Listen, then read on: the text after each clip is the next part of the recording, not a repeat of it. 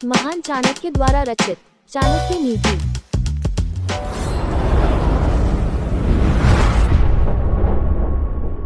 मूर्खस्तु परिहर्तव्यः प्रत्यक्षो द्विपदः पशुः विद्यते वाक्यशल्येन तादृशकंटकम यथा। 7। भावार्थ मूर्ख व्यक्ति का सदैव त्याग करना चाहिए, क्योंकि वह प्रत्यक्षतः 2 पैरों वाला पशु है।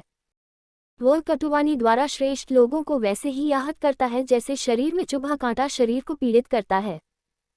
व्याख्या: यहाँ चाणक्य ने मूर्ख व्यक्ति को 2 पैरों वाला पशु कहा है, क्योंकि चौपाई पशु व 2 पाए पशु मूर्ख व्यक्ति में विवेक नहीं होता। मूर्ख व्यक्ति इस बात का विचार ही नहीं करता है कि वह किसे, किस स्थिति में और क्या बोल रहा है। वह जो मन में आता है वही बक देता है। अतः मूर्ख व्यक्ति से सदा ही बचना चाहिए। वह सज्जन व्यक्ति के मन को वैसे ही आहत करता है जैसे शरीर में चुभा कांटा दिखाई न देने पर भी अंदर ही अंदर पीड़ित करता रहता है। रूप यौवन संपन्नाः विशाल कुल संभवाः विद्याहीना न शोभन्ते निर्गंध इव किंचुकाः। 8।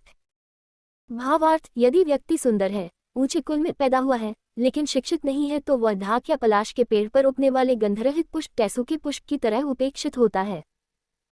व्याख्या: सर्वविदित है कि पलाश या ढाक का पुष्प रंग में लाल और देखने में बड़ा सुंदर होता है, लेकिन उसमें गंध नहीं होती, इसीलिए उसे पूजा में शामिल नहीं किया जाता। पलाश के पुष्प की भांति ही अशिक्षित व्यक्ति भी होता है, भले ही उसका जन्म कुलीन घर में क्यों न हुआ हो तथा वह खूबसूरत ही क्यों न हो, लेकिन शिक्षित वर्ग के समाज में वह उपेक्षित रहता है। इस श्लोक के माध्यम से आचार्य चाणक्य ने शिक्षा की महत्ता को उजागर किया है। कोकिलाना स्वरो रूप स्त्रीना रूप पतिव्रतम विद्या रूप कुरूपाना क्षमा रूप तपस्विनाम। 9। भावार्थ: कोयल का सौंदर्य उसका स्वर है, स्त्री का सौंदर्य उसका पातिव्रत धर्म है, कुरूप का रूप सौंदर्य विद्या है, तपस्वी का सौंदर्य उसकी क्षमाशीलता है। व्याख्या: आचार्य चाणक्य के उपरोक्त श्लोक का विचार मंथन किया जाए तो निष्कर्ष यही निकलता है कि सौंदर्य शारीरिक संरचना में नहीं वरन गुणों में विद्यमान है।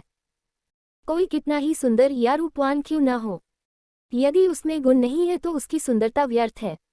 चाणक्य कहते हैं कि कोयल का सौंदर्य उसके स्वर में है। यह सत्य है कि कौवा व कोयल रंग रूप आकार प्रकार में एक जैसे होते हैं। यदि दोनों पास पास बैठे हों तो उन्हें देखकर एकाएक अंतर करना कठिन हो जाता है, लेकिन जब कोयल मधुर स्वर में बोलती है तभी दोनों में भेद प्रतीत होता है। कोयल अपने मधुर स्वर के कारण सबको प्रिय लगती है, वह सम्मान की दृष्टि से देखी जाती है, लेकिन कौवा कर्कश स्वर में कांव कांव करता रहता है, फलतः उपेक्षा का शिकार होता है। कोयल के कंठ की उपमा मधुर स्वर वाली स्त्री को भी दी जाती है और कहा जाता है कि यह तो कोकिल कंठा है। इस प्रकार कोयल का सौंदर्य उसके मधुर बोलने के गुण में विद्यमान है। इसी तरह स्त्री का सौंदर्य उसके पातिव्रत धर्म में विद्यमान है। जो स्त्री पति के अनुकूल आचरण करती है, पति को ही परमेश्वर मानकर उसकी सेवा करती है, भले ही पति दुराचारी हो या अवगुणी हो, ऐसी पातिव्रत धर्म का पालन करने वाली स्त्री भले कुरूपी क्यों न हो वह सुंदर कही जाएगी। इसके विपरीत जो स्त्री भले ही कितनी खूबसूरत क्यों न हो, यदि वह पातिव्रत धर्म का पालन न करने वाली है तो उसे बदसूरत ही कहा जाएगा। किसी भी व्यक्ति का सौंदर्य उसके विद्यावान होने के गुण में विद्यमान है। व्यक्ति भले ही काला कलूटा बदसूरत क्यों न हो, यदि वह विद्वान है तो सुंदर कहा जाएगा। स्वयं चाणक्य भी बदसूरत थे, अरस्तु भी बदसूरत थे, लेकिन विद्यारूपी गुण उनमें था, यही उनकी सुंदरता थी। आज भी लोग उन्हें सम्मान की दृष्टि से देखते हैं। इसके विपरीत कोई व्यक्ति बहुत अधिक सुंदर होने पर भी विद्याहीन है तो वह बदसूरत ही है। अंत में चाणक्य कहते हैं कि तपस्वी का सौंदर्य उसके क्षमाशीलता के गुण में विद्यमान है। यदि कोई तपस्वी सुंदर है, तपस्या का तेज उसके मुखमंडल पर है तो तप का तेज उसका सौंदर्य नहीं कहा जाएगा। ऐसा तपस्वी बदसूरत ही है यदि उसमें क्षमाशीलता का भाव नहीं है।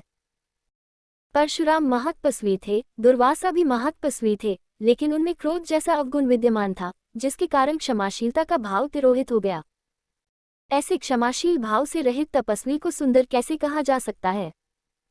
त्यजेदेकं कुलस्यार्थे ग्रामस्यार्थे कुलम त्यजेत, ग्राम जनपदस्यार्थे आत्मार्थे पृथ्वी त्यजेत।